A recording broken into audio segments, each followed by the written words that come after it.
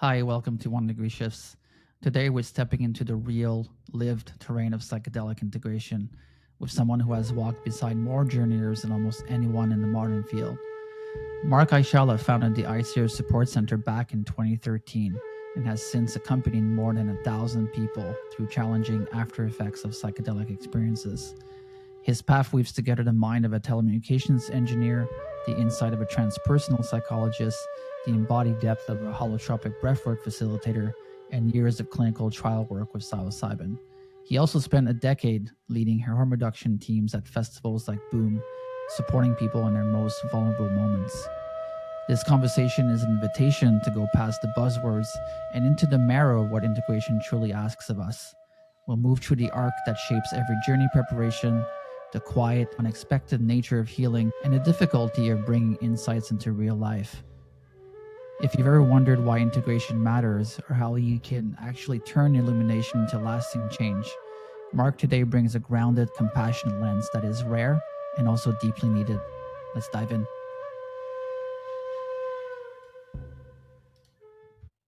Hi, Marc. Welcome to the show. It's a real honor to have you today. And let's dive right in. I'm curious to hear from you a bit of the backstory here on your work. And you've been dedicating the last years of your life to psychedelic integration. I'm curious why psychedelic integration and why are you so passionate about it? Yeah, thank you so much for the invitation, Pascal. And that is actually a good question because I never really intended to work in integration. I was aware of the word integration when it appears in the psychedelic literature since the 60s and 70s. But it was not my intention to go that deep into integration. It was through my work at ICERS, the foundation, the International Center for Ethnobotanical Education, Research and Services, that in the early days of ICERS, we found that people were contacting us with some specific experiences. They were reporting difficult experiences with ayahuasca. They were reporting malpractice by some shamans or facilitators. They were reporting challenges after an experience. So then we felt that we had to attend those people. We had to support them in any way. And that's why we opened what we called back then the help center. That was the name that we gave it back then. That eventually became the support and integration service. Yeah. So in the early days, it was more an organic response to what the community needed and what the community asked to us.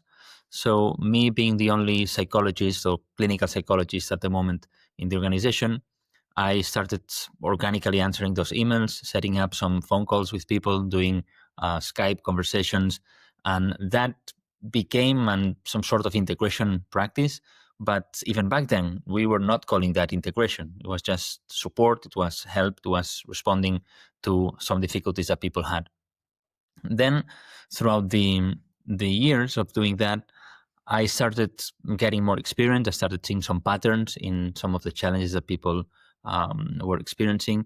And I felt the need to develop some skills to support difficult cases, difficult situations that I didn't feel skilled enough. So it was a journey of learning how to support the requests that people had.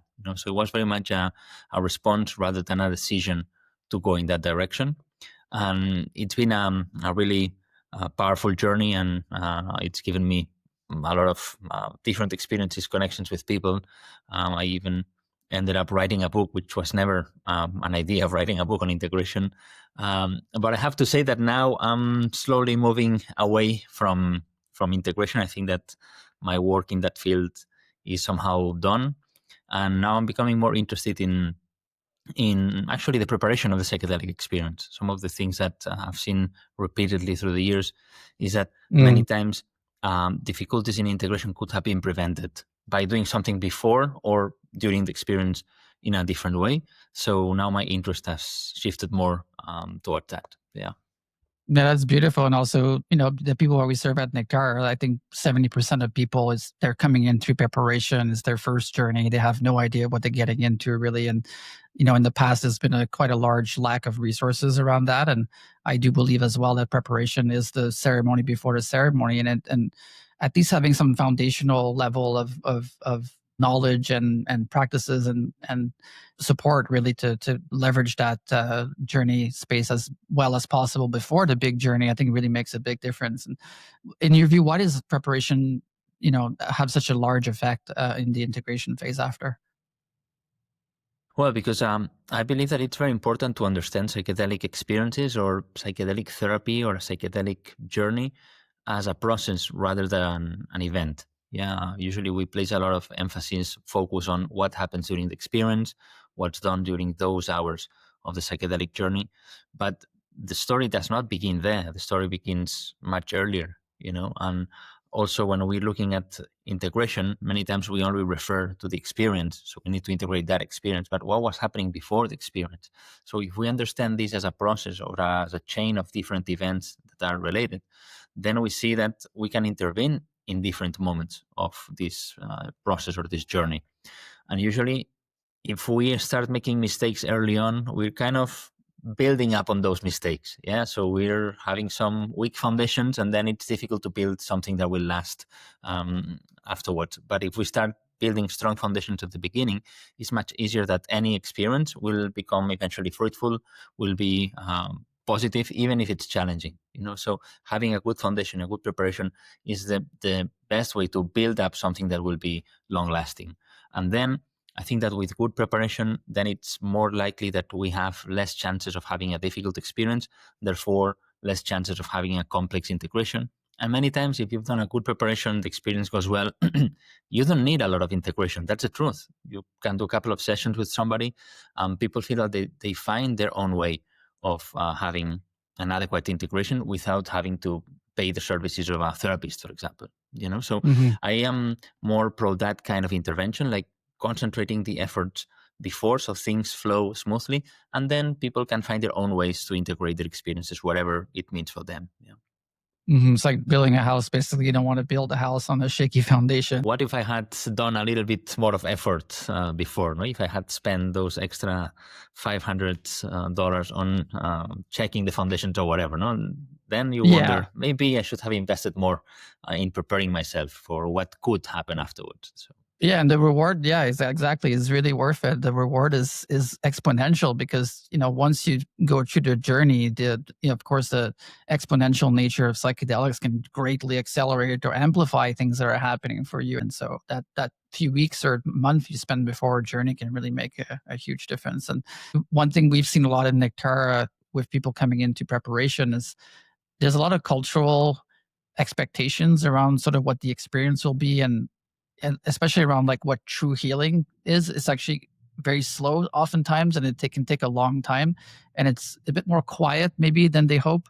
And so there's this cultural sort of attachment to the experience itself, as if it's going to give you 10 years of therapy in one night. Yeah, I think that's a crucial question, and that only recently we have been becoming more nuanced about how we talk about this. If you read most of the psychedelic literature, back in the 70s, you read Groff, you read, some of the classics. They talk very much about the experience itself, what happens during those hours of the experience. They talk about ego death. They talk about death and rebirth. They talk about sudden changes, 3 sessions of high dose LSD, and then somebody is cured from the alcoholism. So that's the headline, yeah. But truth is that transformation, healing, many times it is not like that. It can be like that. Some people, they experience an intense transformation after a single experience. But what we see more often is that psychedelic experiences can be like seeds that open up pathways to certain transformation. But that transformation takes time, and we need to walk that path. It's not that it happens automatically. I think we have become accustomed, and now with the medicalization of psychedelics, it's happening even more, to see ourselves as passive agents or subjects of the psychedelic therapy. Yeah, I go there, I take whatever substance, and then the substance does its work, or the spirit of the plant or whatever, and then I'm cured. As if we were not part of the process. And I don't think that it works like that. And anybody that has been taking psychedelics seriously for, I don't know, like 3, 4, 5 years, they know what I'm talking about. That at the beginning you might think that transformation is going to be like snapping fingers, but then you realize that what happens is that you start a journey, and you need to be part of that journey and support that journey as well. Yeah. Um, so I think that it is more a matter of redefining what healing looks like. And I understand that in the society that we live in, it's much easier to sell healing as a one-shot thing, like do this and this will be the end of your problems. But this is not the real experience of people that go through these journeys. And there's examples also in clinical trials how people, they do reduce the levels of depression or symptoms of PTSD. So on a paper, it could look like they are cured.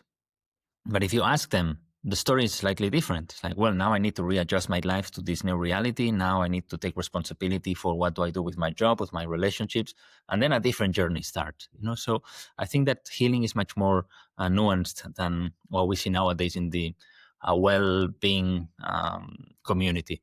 So yeah, maybe some redefinition of what healing really looks like. And I have to say that many times, healing is not only the disappearance of the symptoms or the problem, but many times is a change in the relationship that we have with the problem. So it's not that sometimes symptoms completely disappear or depression completely disappears, that I start relating differently with what's happening inside. And in that change of relationship, I find different ways. I find more constructive ways to live a meaningful life, despite the fact of still having symptoms, still having problems, still having challenges, because that's what being alive means. We constantly have to face different situations that require some action, some thinking, some adaptation. So maybe we need to collectively redefine the concept of healing and not sell something that is not realistic and that sometimes sets people for failure. Because if you do that and it doesn't work, then there's something wrong with me. Because this should have cured me. This plant is supposed to be the ultimate remedy, and it is not. Therefore, the problem must be me. So I think that we need to collectively think a little more about that. Yeah, I love that, and it's so true what you're saying about it being a relationship, and it is a relationship with the medicine, with the facilitator, with the land, with the culture that maybe you're sitting with, and yourself, and all of your relations. And I think that's a very important thing to put up front and center, is that it's not something that's being done to you; it's something that you're doing with the collective around you and within your own ecosystem. And yeah, if you're a retreat center and a facilitator, please stop promising massive transformation and healing in one night, because I see that a lot on retreat websites. And of course, they're trying to make business work, but that's a false promise. I think that's another expectation that we need to do as a collective, really, is to stop over promising and just be realistic with what that looks like. And I'd be curious to hear, like, just briefly, like, what has healing looked for you personally on your own journey? Yeah, I don't know if I have a very good definition for that, but something that a friend of mine said many years ago comes to mind, and I think that it's also part of my experience. This friend of mine said that when she entered the healing journey through holotropic breathwork, psychedelics, non-ordinary states, she expected that with that work she would see more the light. That the light would become brighter. And she said, and it did. The lights became brighter, but the dark also became darker. No, so it's almost like the spectrum of what we can experience expanded, and somehow to to relate better with that, to open to that and live life as it is. Yeah, and so when we talk about living holy and embracing wholeness, most of the times for wholeness we understand positive things, but wholeness, what really means is everything.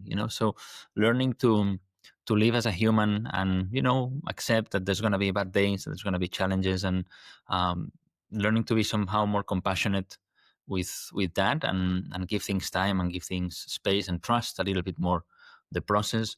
I think that that's how it's been for me. Also being a little bit more humble in the face of everything.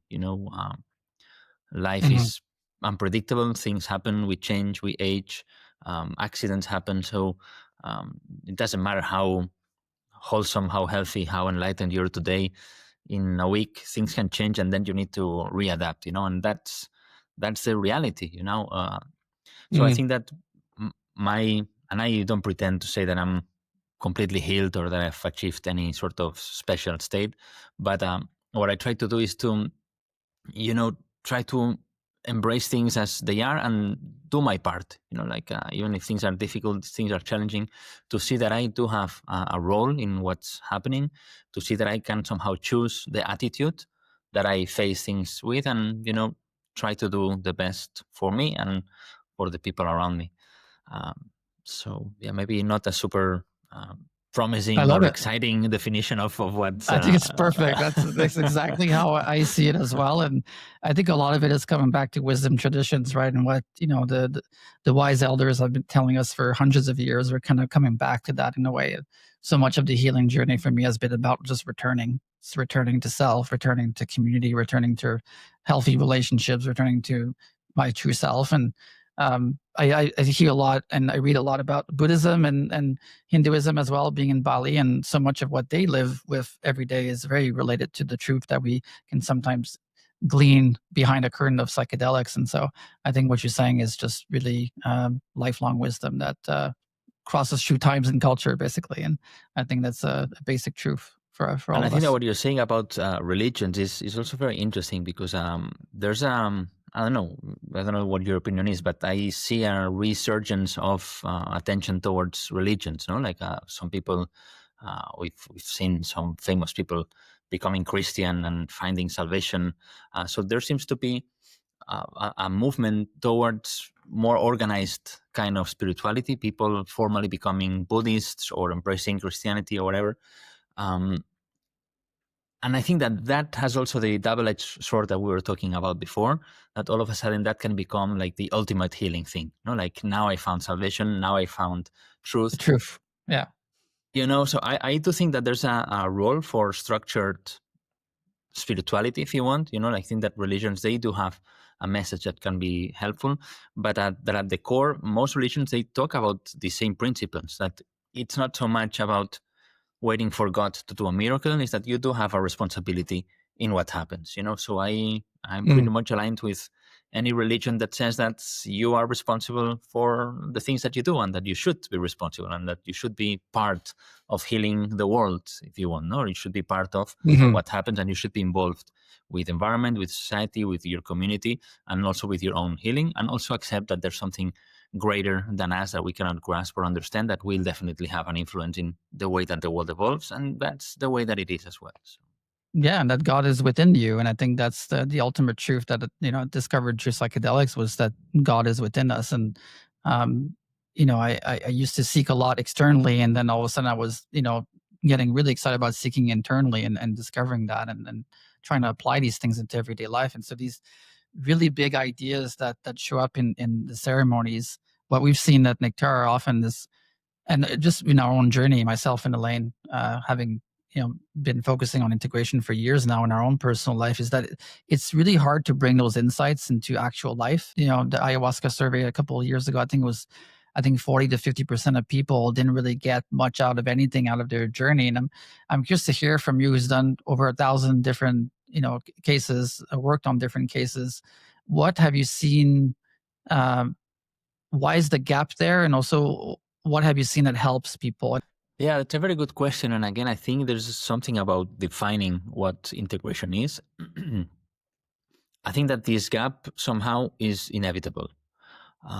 If we pretend to be able to integrate everything that happens in psychedelic journeys, I think that we will fail, because by definition, a psychedelic journey is beyond what we can grasp, what we can understand. It's somehow bigger than us, So trying to, as Christopher Bahi says, trying to fit the infinite into a finite being, that is not integration. I mean, that is impossible.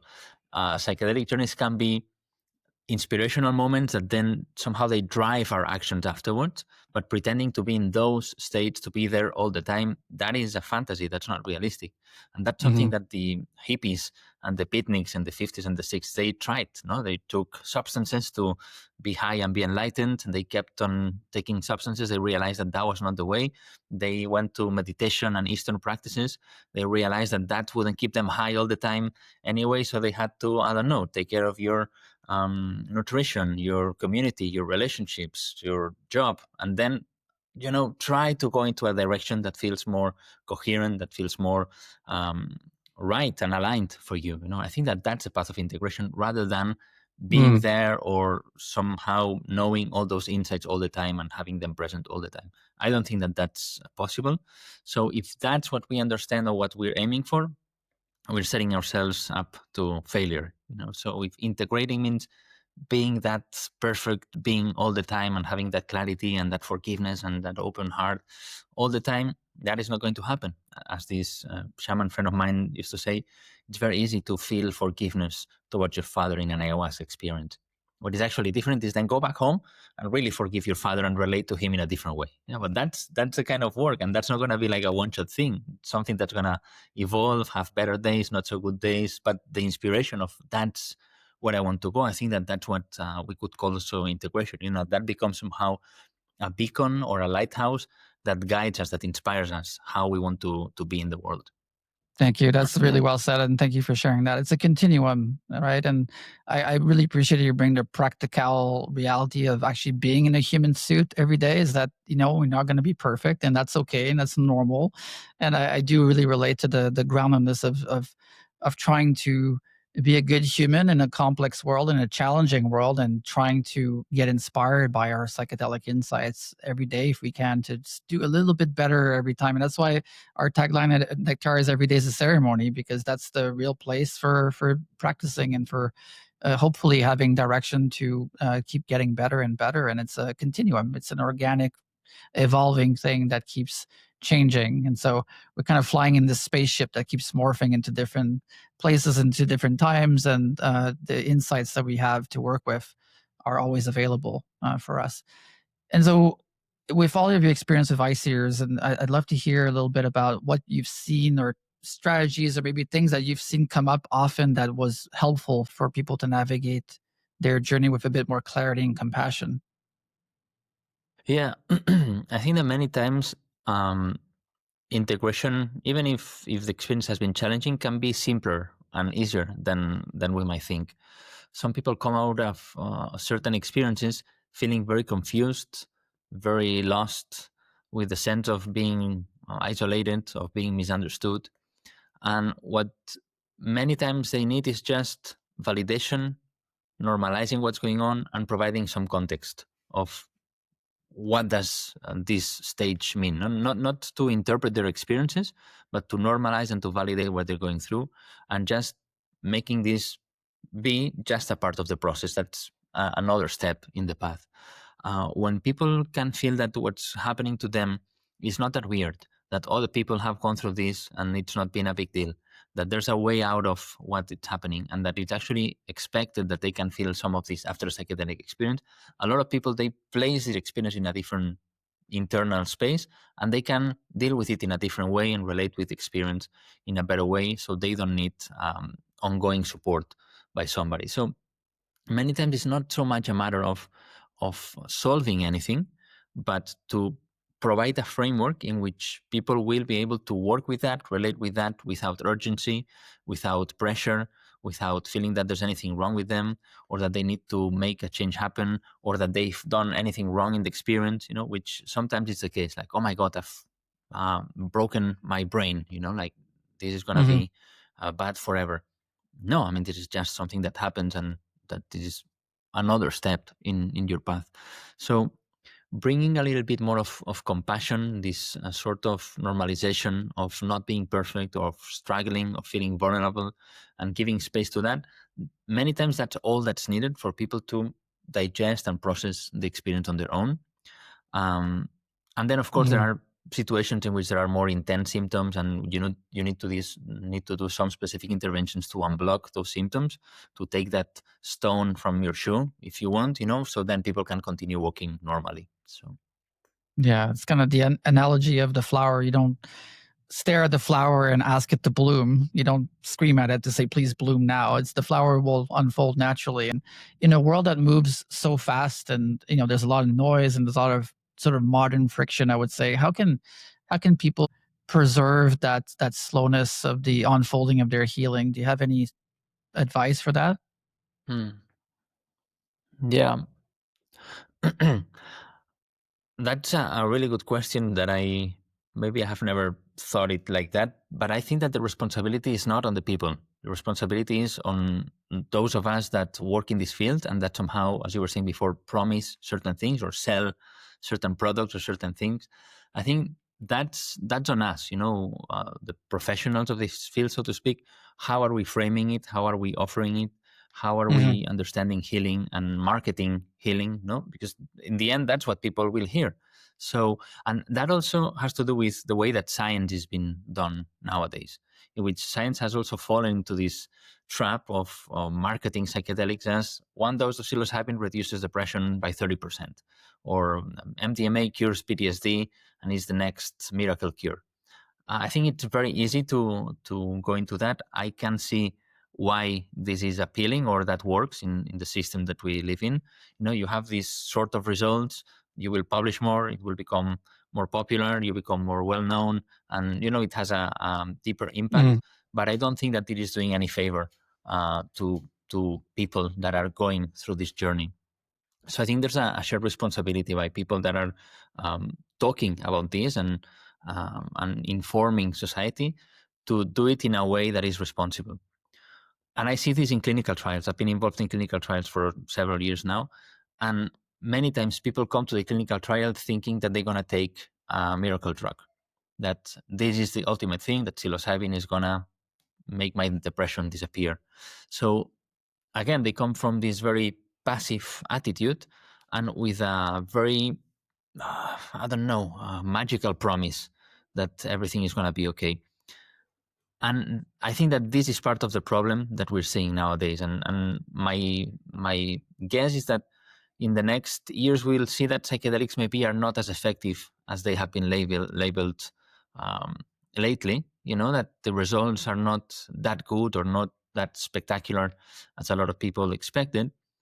And I think that part of that has to do with the way that healing is being framed, or that we're promising people that the effects will be on them. So I think that it's our responsibility, those working in this field, to say clearly what this is about. It's not about instant healing.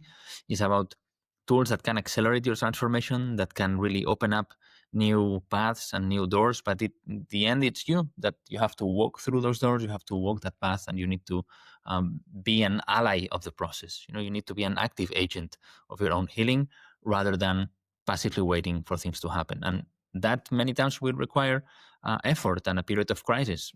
Probably it's in your experience and in most people that psychedelics don't only provide easy and beautiful experiences. Sometimes healing happens through confusion, through grief, through getting in touch with difficult emotions, with having to confront things that we would rather not think or not feel, and then doing something about that. So many times there's a process of a crisis.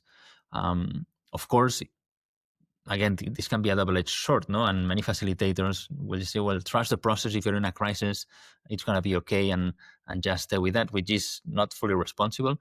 But we see in nature how transformation, how rebirth, how growth comes many times with a certain process of pain. Our teeth, they grow and it's painful when they grow. Or birds or animals that go out of the eggshell, it's kind of a painful process to be born, So that is part of the growth as well, and that needs to be supported and not punished, and not kind of make people heal faster than they would.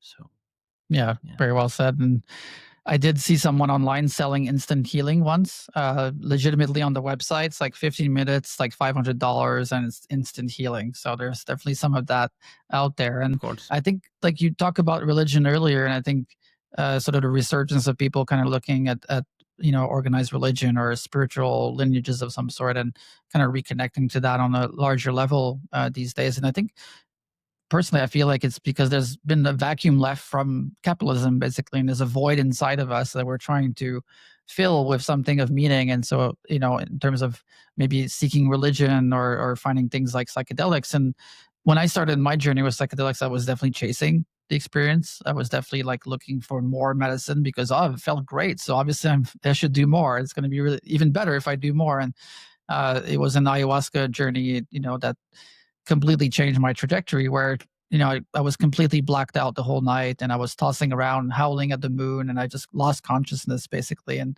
the message from the planet was like, sit down, just calm down and integrate the last 7 or 8 journeys you've done this year, and just really take your time. And so I feel that there's a bit of an experience chasing and a bit of a dependency loop that happens with folks that are being sold these things. I think that this is a common phenomenon, people seeking one experience after experience. It doesn't always become problematic. I think that this is somehow a stage that most of us have gone through in our early days of psychedelic exploration.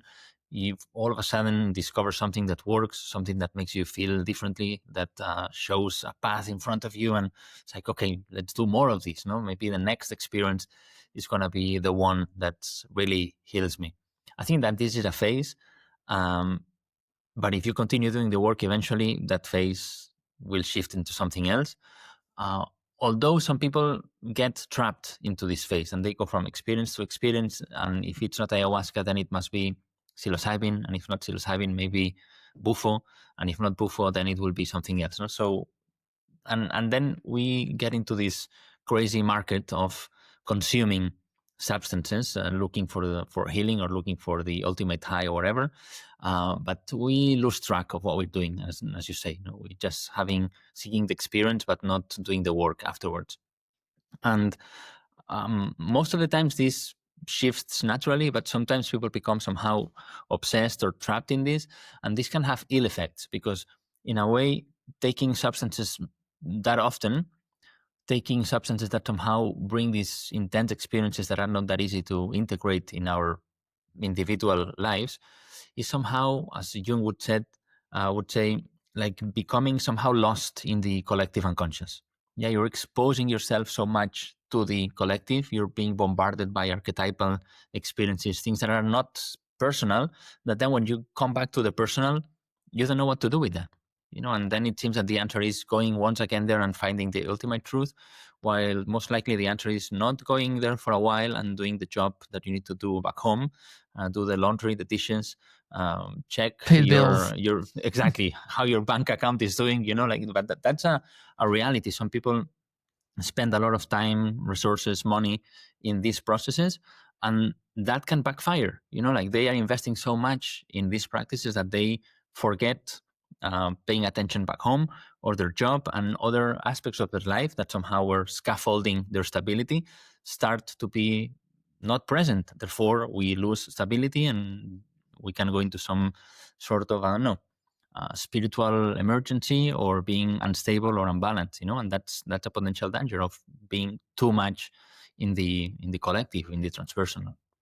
Yeah, it's a great reminder that psychedelics disintegrate as well. So you need to integrate because they disintegrate you in some ways. It's kind of like a puzzles you throw on the floor. There might be some rearrangement to do, and it takes time and a lot of care. And like you said earlier, a lot of compassion to actually tend to the moment rather than trying to work too quickly with the puzzle. And when people come back home as well, one of the challenges that people have is the cultural lack of support and relational holding. And so I'm a huge believer in community, and what that could look like can be different for everyone. But can you share a little bit about the role of community planning and how people can sort of best prepare the layout for them to come back and integrate when they're back home? Yeah. I think that that's the next step for the psychedelic field. We focus very much on the intrapsychic, on the individual, on the psychological mechanisms of healing.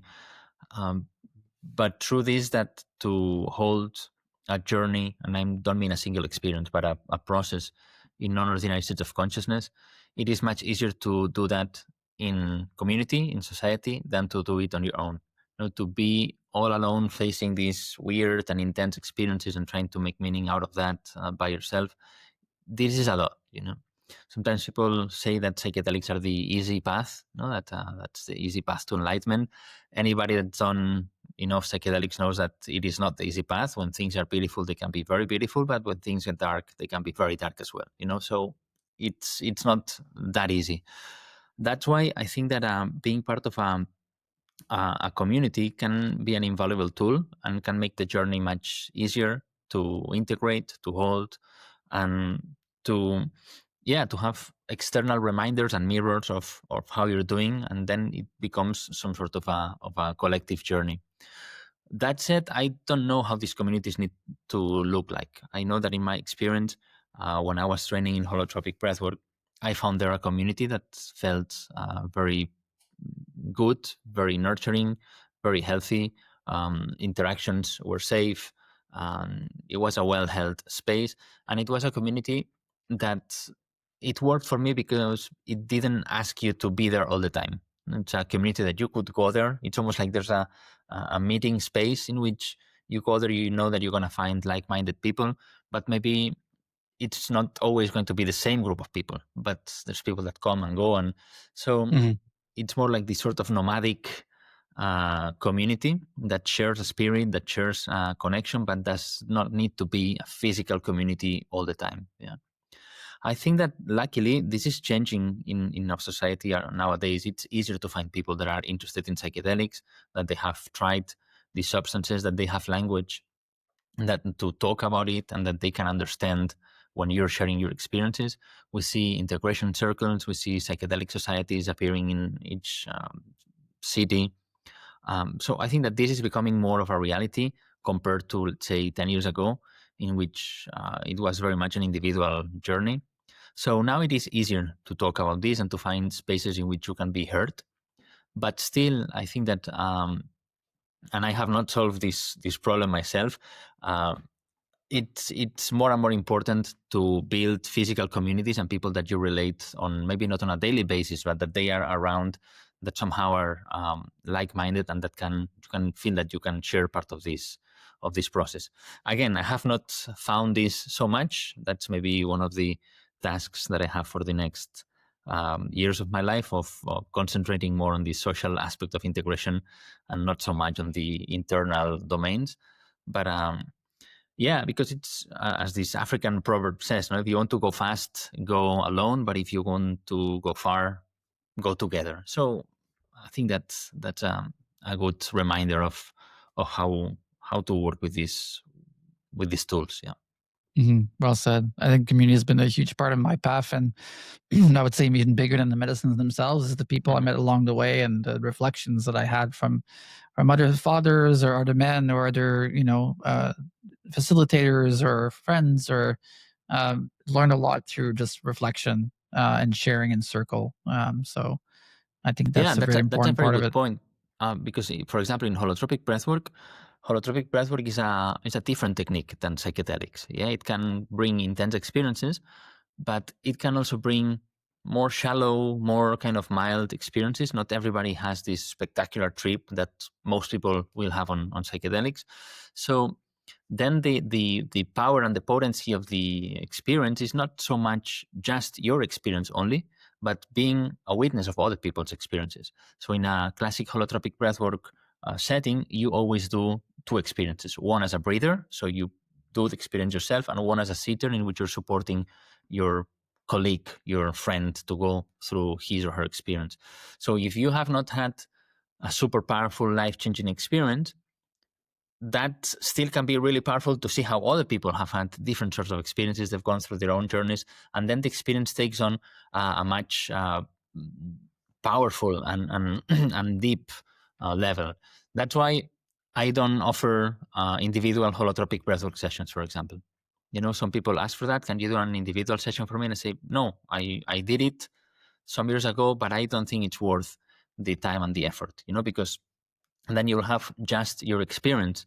And the way to maximize the impact and the power of this experience is to do it in a group, in which you're going to have your experience, you're going to see other people's experiences, you're going to be sharing the space, sharing the music, seeing other people go through their process, and then having this sharing circle in which everybody's going to let you know how it went for them.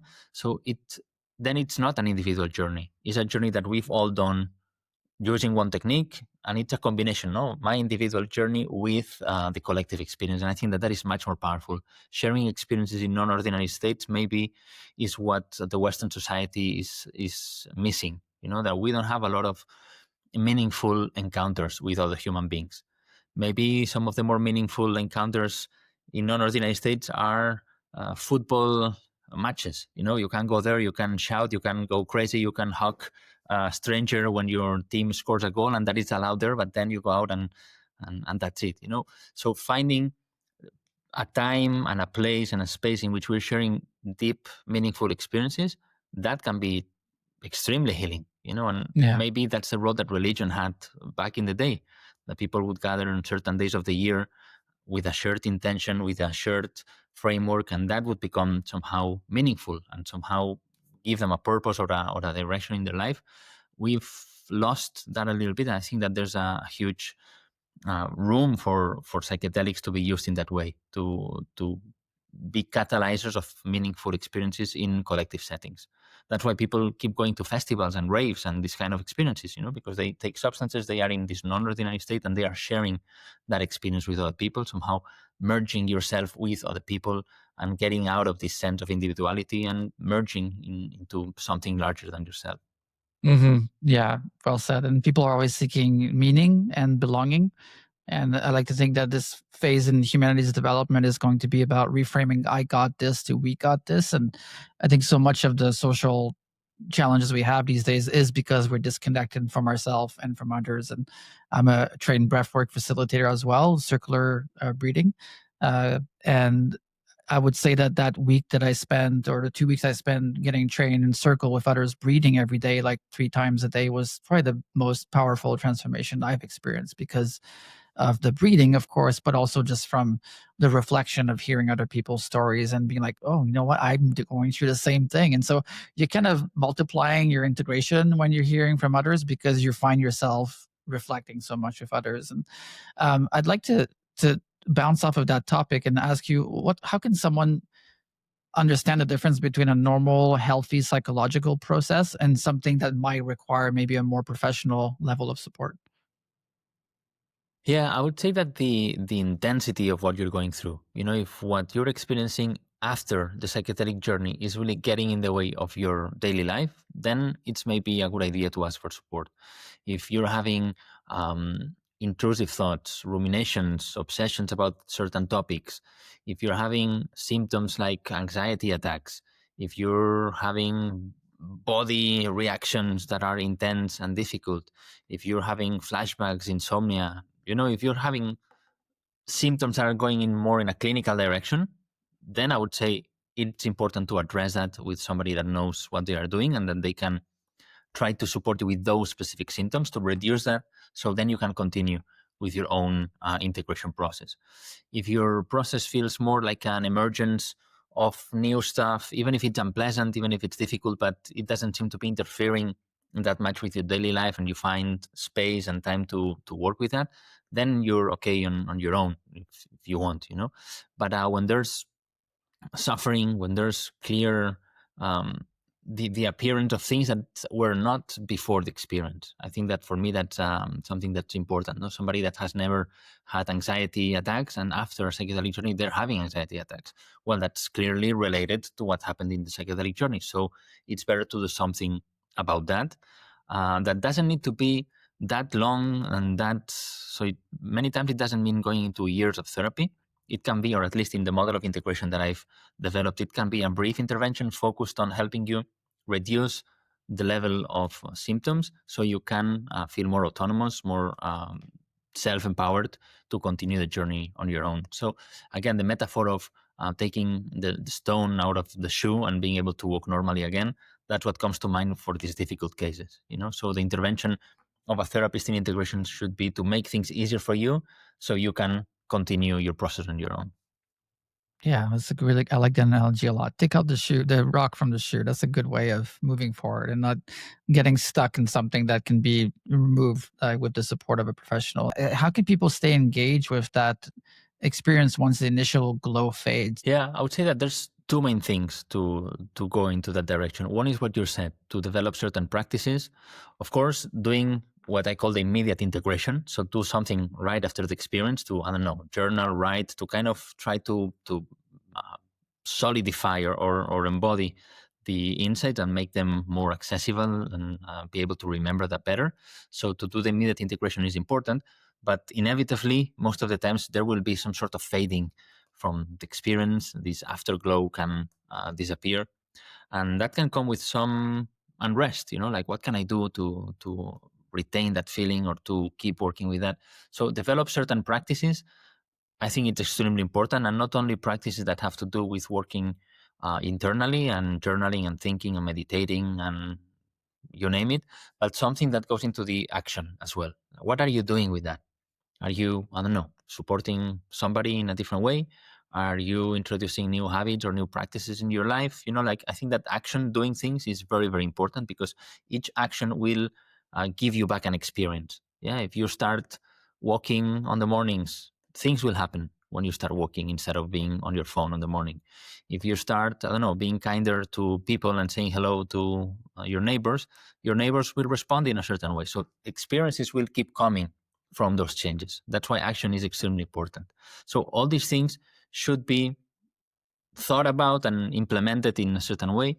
And the other thing is that we should, as much as possible, also accept the nature of things, which is that um, everything that's living, everything that is alive, it expands and contracts. Think about a human body. How do we stay alive? Our heart expands and contracts. Our lungs expand and contract. So that's a natural movement. Think about the tides of the ocean. They come up and they go down. So your experience will do the same thing.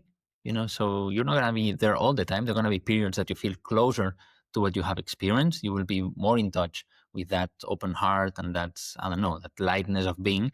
And other times things will feel more difficult and more challenging. And to accept the natural cycles of life and the experience, that is also part of integration.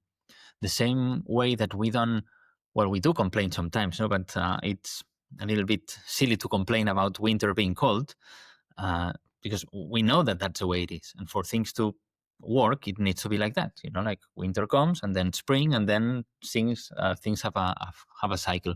We do have cycles inside as well. So accepting that and knowing that we're going to transition through those cycles also takes the pressure out of having to be in spring or in bloom all the time. Like, now my organism, my psyche needs something else, and this is also part of who we are. Psychedelics, many times they show us that we are one, with the rest of mankind, that we are one with nature, that we are one with the universe. So if we are one with all that, we also operate the same way that operates. Yeah? And when we look at nature has its cycles. Nature doesn't complain when the leaves fall. There's a beauty in that as well.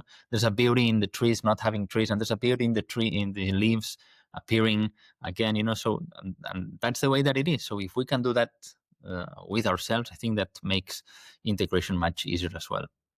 Yeah, very well said. So much of that is the way we come into this experience in the first place, going back to preparation, right? Like our expectations of what healing is like, what's their definition of healing, and also what to expect from our journey and how transformative it can be. Yes, it can be transformative, but it also takes a lifelong dedication to ourselves to sort of keep integrating and embodying these teachings. And having lived in Bali for the last few years now, and I've learned a fair bit about the Balinese culture, and still have a lot to learn. But a big part of their culture is around acceptance of darkness, and they celebrate darkness. They have monsters that they make giant sculptures of. They have dances. They have celebrations of festivals, and just their philosophy of life is really accepting of death and the balance of dark and light. And so there's a lot of celebration of darkness as well in the way that they celebrate these things. And so I think as Western culture in general does have a bit of an aversion to death and a bit of an aversion to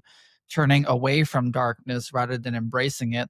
And that leads me to my next question, which is, how do you view the cultural context to which people engage with these medicines, or maybe in the place that they do medicines, in the sense of integration, and how that might affect their experience of integration? For example, if you go to a Peruvian Shipibo center, they might not have an integration program or integration coaches available. You might just be sort of having the experience and going home quite a lot without the sort of 6-week program after or whatever. And that's just kind of the perspective that they have around integration. I'd be curious to hear what the nuances are, and especially coming from ICEERS, which is very involved in indigenous traditions. Yeah, I think that that's an extremely important question that we have not yet solved, and we're learning how this works. I mean, it's only recently that the West has been so interested in indigenous traditions, and that we've been exposed to indigenous medicines en masse. Like thousands and thousands of people have gone there and experimented with that. And of course, that there are problems of translation. We go there, we do their practices, and by us going there, we're also affecting those practices because we come with certain expectations, and indigenous traditions morph and adapt to meet some of that. But then we go back home as well, and then the culture is different. So um, that again points to one of the shortcomings that we have in the West, which is that we don't have our own alive traditions, so to speak. And then we need to, I don't know, go there, and we're somehow cherry picking what we want to take from each tradition. So it makes things more complex because, as you say, Balinese tradition, they have ways to embrace the darkness, and they could explain in a way that is socially shared and understood why things are the way that they are, or why darkness has a place.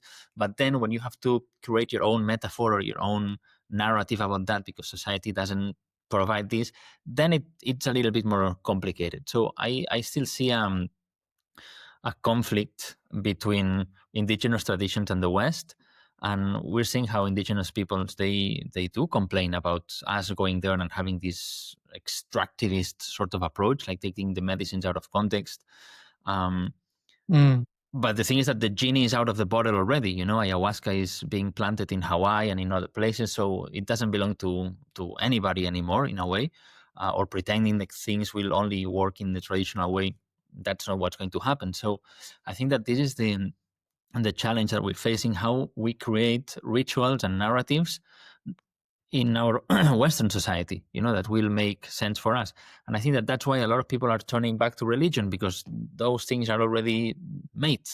So we see now psychedelic Judaism, psychedelic Christianity, even some Muslim psychedelic approaches, because those rituals are already created and they have been working somehow for thousands of years. So can we combine that and bring some renewed spirituality into something that was already working? I think that it can be done, but it is a challenge that we're encountering.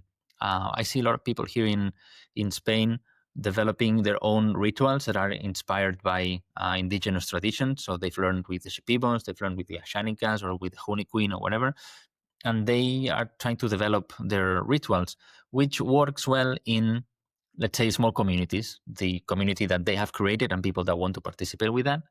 Um, but we should not be ashamed of renewing our traditions and our rituals, because the indigenous peoples, they do that as well. If you talk with in Brazil, it's a very interesting process.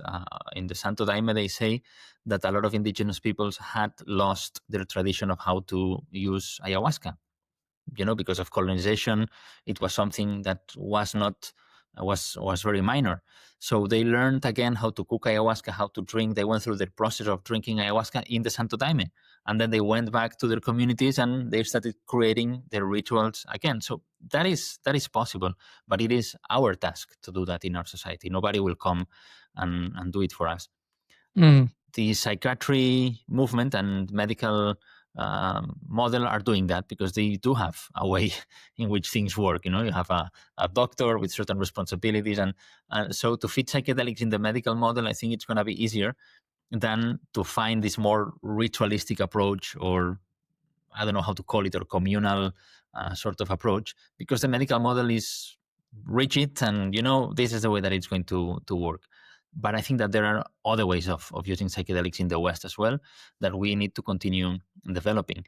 And there's been an ongoing use of psychedelics in communal situations in the West for decades. So it's not that we don't know how to do it. We have psychotherapeutic traditions that have used psychedelics. We have neo-shamanic groups that they use psychedelics in a communal setting. And we know that this can be safely incorporated in a Western society. So maybe it's a matter of finding some sort of regulation that this will be something that is not prosecuted and somehow it's allowed to unfold and to flourish and to become something of the future. Something that some practices that we are still creating. Yeah.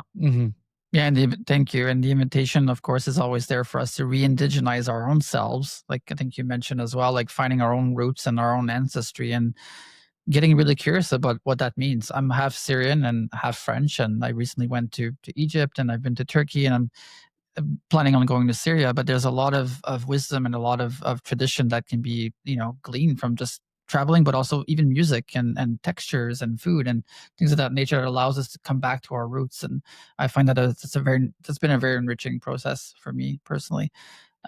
Marc, last question. If you had one thing the most important thing you want journeyers to understand about integration, what would you like to share to them? Yeah, I would say to treat psychedelic experiences like gifts. And what do we do with a gift? We wrap it in nice paper.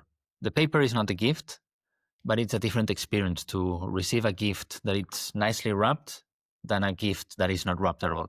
So when you're embarking on a psychedelic journey, think about the wrapping. What does that mean? What you're doing the days before and what you're doing the days later. Yeah. And, think about this time. Take the psychedelic journey as a precious experience. That's not something that we're doing every day. It's something extraordinary. So to treat that as something extraordinary and to save some time before and some time after to be able to be with experience, to be able to rest, to relax, to give it time, and to treat it like a gift. Beautifully said. Thank you, Marc. And we'll put Pascal. some resources out there for journeyers in the show notes for people to find support and community. And thank you so much, Marc, and have a lovely day. My pleasure. Thank you so much.